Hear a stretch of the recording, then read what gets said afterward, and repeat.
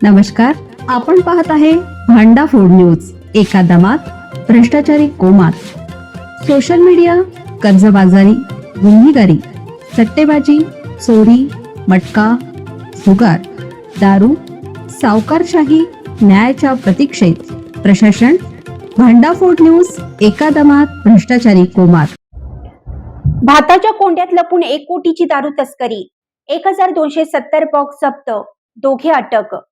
राज्यातील सर्वात मोठ्या मद्य तस्करींपैकी एक कारवाई समोर आली आहे. भाताच्या कोंड्यात लपून नेण्यात येणारी तब्बल 1 कोटी रुपयांची दारू राज्य उत्पादन शुल्क विभागाने जप्त केली. या प्रकरणी ट्रक चालक आणि क्लीनर अशा दोघांना अटक करण्यात आली आहे.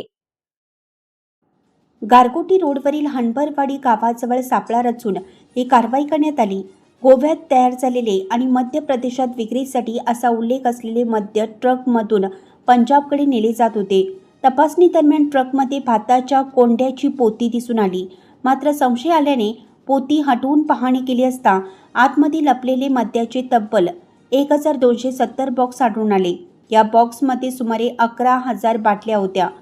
या प्रकरणी ट्रक चालक भरत गुरुंग आणि क्लीनर सुनील कुमार ठाकूर यांना अटक करण्यात आली असून न्यायालयाने त्यांना 2 दिवसाची पोलीस कोठडी सुनावली आहे. या कारवाईनंतर मद्य तस्करीच्या आंतरराज्यीय जाळ्याचा तपास सुरू असून निर्माते आणि खरेदीदारांचा शोध घेतला जात आहे.